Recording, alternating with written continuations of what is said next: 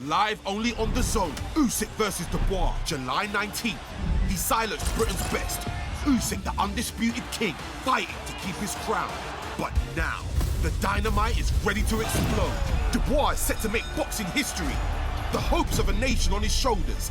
July 19th, hear Wembley roar for the heavyweight fight of the year. All the belts are on the line. USYK versus Dubois 2. Buy now at thezone.com.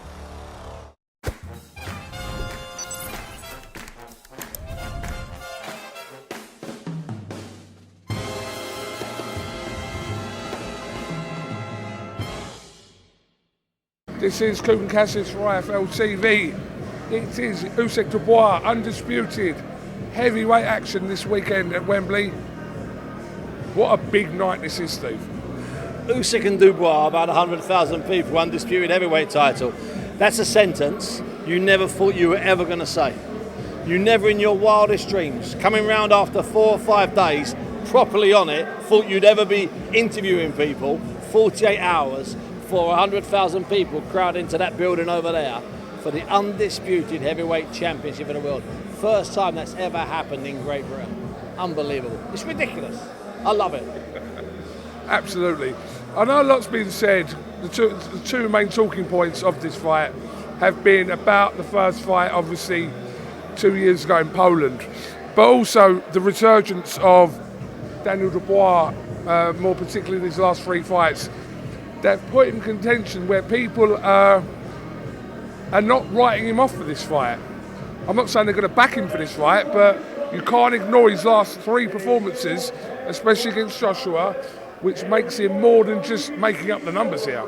If he was making up the numbers, we wouldn't be here. Yeah. This would be a filler somewhere else around the globe, probably back in Poland. I know Poland were interested in having this fight because of the amount of Ukrainians living there.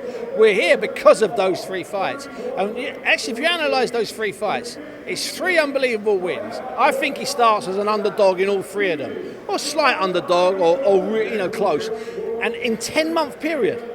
So now here's the thing: if that was an American, if that was Jared Anderson that went on that run and beat Jarrell Miller with 8 seconds left on the clock, was behind against Hrgovic and stopped the unbeaten Hrgovic, and had that incredible fight with Anthony Joshua in front of 90,000, we'd be calling Jared Anderson the second coming of George Foreman, the second coming of Joe Frazier. But with Daniel, we're going, yeah, well, we're not sure. They weren't bad wins. Weren't bad wins. They're off the scale wins. Whether you think, I agree with this. Whether you think Daniel can beat USYK in the rematch is irrelevant. Just concentrate on those 3 wins. They're sensational. They're incredible wins. And a 10-month period. As I say, I do this as a recurring theme of mine for the last 25 years. If that was an American, we'd all be screaming how good he is. Yeah, I totally agree. There's also an argument that at some point in his career, his remarkable career, Alexander USYK, what he's done at 2 different weights, there is going to come a point where there is signs of a decline. Yeah. And with Dubois on that kind of upward scale, it could be the right timing for this fight for Daniel Dubois.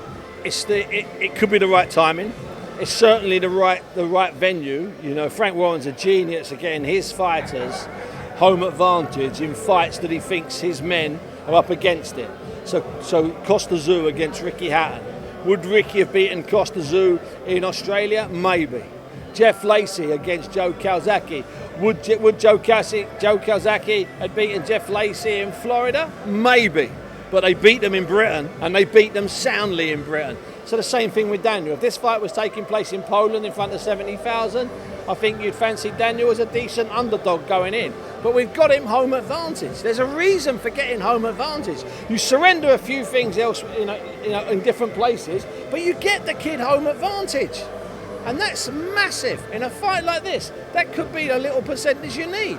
So Daniel he's a live opponent in this fight. He's a live opponent in this fight.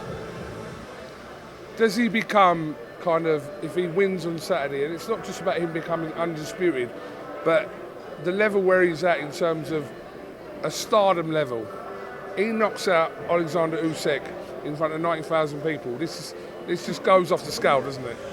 Yeah, it really does. Of course, the first thing that people will say is, well, USYK's 38, we knew he was an old man. But the thing is, and this is an alert to all of the experts out there, you've got to say that before the first bell. And you've got to say it really strong. You can't say, I told you, BUNCE, he was shot to pieces. No, you told me after he was shot to pieces. Tell me now. And you've got to do it really clear Call it now, right now. In really clear terms. You've got to say something like, this is how clear it's got to be. Alexander Usyk at 38 is finished. His timing's gone, his punch power's gone, his resistance has gone, and his desire's gone. And that's why Daniel Dubois will stop him and make runs. You've got to say it that clearly, in my opinion. We need receipts. Yeah, you know what? I'm big on receipts. Because I've got bad shoulders from lifting my hands up when I've got things wrong. I don't mind getting it wrong. I don't think he is anywhere near shot to pieces. I don't think he's anywhere near gone. And also, he's the type of fighter that can deal with a little bit of decay, because he's a smart fighter, he's a thinking fighter, he's a clever fighter. His game isn't based on pressure, isn't based on speed, it isn't based on power. It's based on thinking. You know, and we know there's nothing wrong with his mind. Are his legs a bit slower at 38? Probably. Is his timing maybe a little bit slower than it was 4 or 5 years ago, 6 years ago? Probably, definitely. But has there been enough decline across to give Daniel a massive chance? Maybe. I don't necessarily think so, but maybe. As I say, get those receipts in now. You can't cash them at 11:57 on Saturday night. Look, we know Usyk's obviously been in the ring with, Chisora, Tony Bellew, the 2 fights with Joshua, Fury, etc. And Dubois. So there's no clear blueprint. There's signs of a blueprint, but there's no clear blueprint to how to beat Alexander Usyk, one of the generational greats of our time. What does he need to do in order to give himself the best chance of beating Alexander Usyk? Sensible pressure. I keep hearing he's just going to run out. Well, running out against Usyk, he might as well get in the ring in a pair of slippers with a cigar. You're going to make his life easy. So he needs to be really sensible pressure. And if, in some ways, the way he beat Joshua was that way. You know, he started really strong, but it was really sensible. He was compact, his body was compact, his balance was good. He was jab, jab, jab, jab, big right hand, sensible stuff like that. And I know it sounds easy, but it's hard to do. And I noticed, I've talked to lots of people that have fought Usyk, amateur and pro, is not to follow him around. As soon as you follow him around, you're doing what he wants you to do. So sometimes you've got to do what Brendan Ingle used to teach his fighters. Take a step, go for a walk. Go and have a little wander. And sometimes the wander doesn't have to be 6 feet or 10 feet. You've only got to go back a couple of inches. That means you're out of range. Have a little think. Try and make Usyk think a little bit more. Try and make Usyk work. Try and make Usyk feel uncomfortable. This is what Tyson Fury's great plan was, and he nearly pulled it off twice. It was tight enough fights. Is you've got to make Usyk feel uncomfortable. And Derek tried it, had success for a round and a half by literally barreling at him. I don't think that will work with Daniel. He's not that same kind of pressure fighter, but sensible pressure, and don't panic. If you find you're having no luck after 3 or 4 rounds, don't panic. I mean, there's a lot of, you're asking me to, not quite how do you beat a prime Ali, not quite how, that's the 60s Ali, not quite how do you beat a prime Mayweather, but it's along those lines. Everyone knew how to beat those guys, but you just couldn't put it into practice. I think we all know how to beat Usyk. It's pressure, make him feel uncomfortable, make him fall over his feet as he tries to run away, but it's really hard to put that into practice. Go to the body. If it was as simple as going to the body, everyone would go left hand, big right hand. For God's sake. Thanks for that, go to the body, yeah. Oh, it needs to hit into the body, BUNCE. Thanks for that, mate, yeah. All right, well, look, it's going to be 90,000 people here at Wembley. You can feel the heat, you can feel like that big fight energy, etc., which you've been at a million of them, Steve, so we'll see what happens. Just before I let you go, just a quick kind of one off this fight. What's your understanding of the situation with Conor Benn and Chris Eubank at the moment? Because we were led to believe it was done, but Eddie's come out now and said about a deadline, etc., which we can only assume to be about the rehydration. Yeah, well, Conor was talking in New York last week, surprised us by saying, he's only got until tomorrow or the next day or whatever, which kind of caught me off guard. And then Eddie said earlier this week, that he's got 24 hours, which is, but what that does is, whether it's 24 hours, 40 hours or a week, it's irrelevant. The bottom line is it means it's not happening. Because I was all geared up for a 2-day press jamboree next week, Tuesday and Wednesday, which was when it was all going to be officially announced. I'm a little bit surprised because, you can't waste your time chasing every single fight that's mentioned. I just assumed 4 or 5 weeks ago when it was announced. It was announced, yeah. So, is it? I mean, I think the natural thing would be to assume it's something to do with rehydration, but perhaps it's not. Perhaps it's to do with that old menace that stops fights happening and has been stopping fights happening for 100 years. Money. Perhaps. Surely not. Don't call me Shirley ever. Can't be to do with money. It could be. It could be. Maybe They're surely getting career high paydays. And you know what? After the 67,000 watched the other day, they're entitled to it. I mean, what if it's as basic as that? I mean, what if it's literally... You're a betting man, you've got to put it on rehydration, aren't you? Yeah, I mean, you've got to fancy it's over a £1 clause here and a weigh-in time here. That's what you've got to imagine. But it might not be.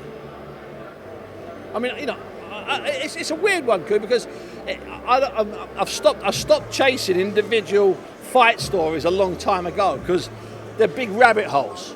So, you know, if I got wind that something was happening, I'd check with a promoter, say, Frank, don't tell me, but are you close to announcing Fury and USYK? And he'll say, yeah. And I won't use that, but that's it now.